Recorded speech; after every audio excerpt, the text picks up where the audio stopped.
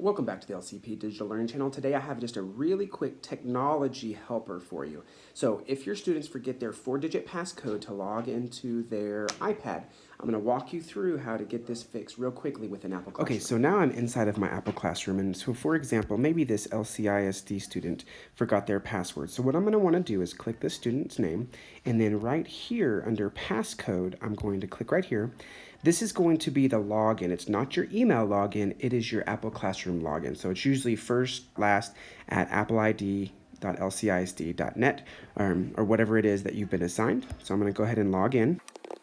So you will notice right here, I did get a 2-factor authentication notice. So this is going to be a 6-digit code that goes to your iPhone that you're going to need to put in. So make sure you have your iPhone ready. Now, it is important to note you only have to do this once.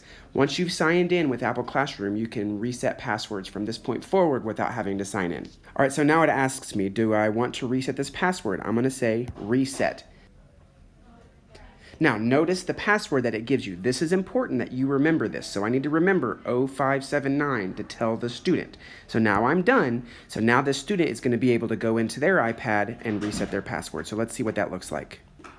Okay, so it's important once the student comes to their iPad that you have them log out first. This is important because if they don't do this, it's going to mess with that password reset. All right, so now that the student's logged out, they're going to come back to their name and they're going to put that password that was given to them. Once this comes in, it's going to prompt them to do a new password. This is going to be the last 4 of their lunch code. Okay, so now the student's going to put in their new code. All right, so once you get this, you just get started, and now my passcode has been reset for this student. All right, one thing to note is if the student does not log out before they change their password, it's going to let them use their old password to get into this iPad. You want to make sure that if they do it this way, they go into settings, and where their iCloud is right here, it's going to ask them to put in their new passcode. All right, so now that this has popped up, this is where I'm going to put in the reset password that I did on my iPad. And then it's going to prompt the students to go ahead and change their password to something that they want. If you found this video helpful, make sure and hit that like button. To make sure you get more videos like this, be sure to click right here to subscribe and to click the bell to make sure you get notifications.